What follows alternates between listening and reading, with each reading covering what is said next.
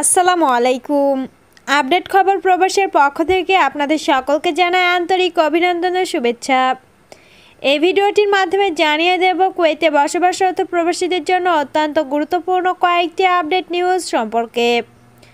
তাই বিস্তারিত জানতে সম্পূর্ণ ভিডিওটি না টেনে দেখার অনুরোধ করছি। শুরুতেই জানিয়ে দিচ্ছি, পরিবারের ভিজিট ভিসায় বেতন বাধ্যতামূলকতা তুলে দেওয়া হয়েছে। প্রবাসীরা এবার স্বল্প আয়ের হলেও পরিবারের সদস্যদের জন্য ভিজিট ভিসা আবেদন করতে পারবেন। মাসিক বেতনের কোনো ন্যূনতম শর্ত আর নেই। উপাত্ত অনুযায়ী এবার রক্তে ৪র্থ ডিগ্রি এবং সম্পর্ক সূত্রে ৩য় ডিগ্রির আত্মীয়দের জন্য ভিসা সহজ হয়েছে। ভিসা অনলাইনে খুব দ্রুত প্রায় ৫ মিনিটে প্রক্রিয়াকৃত হয়। টার্ন ও নিউজ 8, টার্ন ও নিউজ 23, টার্ন ও নিউজ 22। পূর্বে এমন ভিসার জন্য উচ্চ বেতন সহ প্রচলিত নিয়ম কার্যকর ছিল, যা এখন উঠিয়ে নেওয়া হয়েছে এবং কোনো কোম্পানির বিমানবাহী ব্যবস্থা ব্যবহার করতে হবে, এসব বাধাও আর নেই।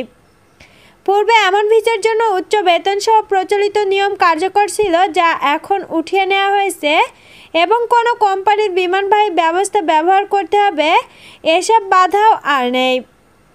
এবারে জানিয়ে দিচ্ছি, পর্যটন অ্যাক্সেস সহজ করতে 4 স্তরের নতুন ভিসা ব্যবস্থা চালু। কুয়েত সরকার 4টি ভিন্ন ক্যাটাগরির ট্যুরিস্ট ভিসা চালু করেছে, যাতে পর্যটক, ব্যবসায়ী, পরিবার, সরকারের আমন্ত্রণ, ভিন্ন প্রয়োজন ও যোগ্যতার ভিত্তিতে ভিসা পাওয়া যাবে। একটি অনলাইন ভিসা আবেদন ব্যবস্থা ই-ভিসা চালু হয়েছে, যা দ্রুত, স্বচ্ছ ও ব্যবহারকারী বান্ধব।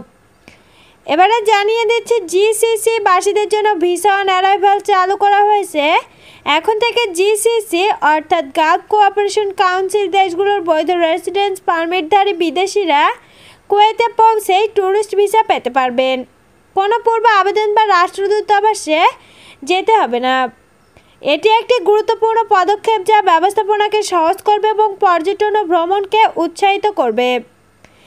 তেল ও অর্থনীতিতে সাম্প্রতিক প্রবণতা ও চ্যালেঞ্জ।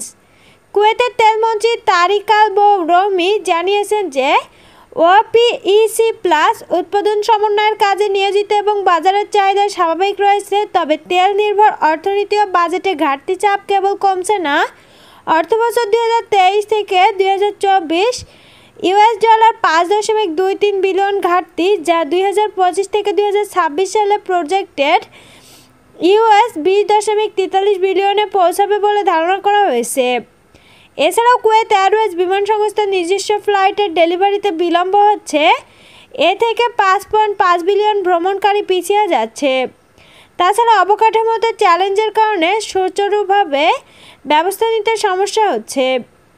সম্মানিত ভিউয়ার্স, এই ছিল আপডেট খবর প্রবাসের সর্বশেষ আপডেট।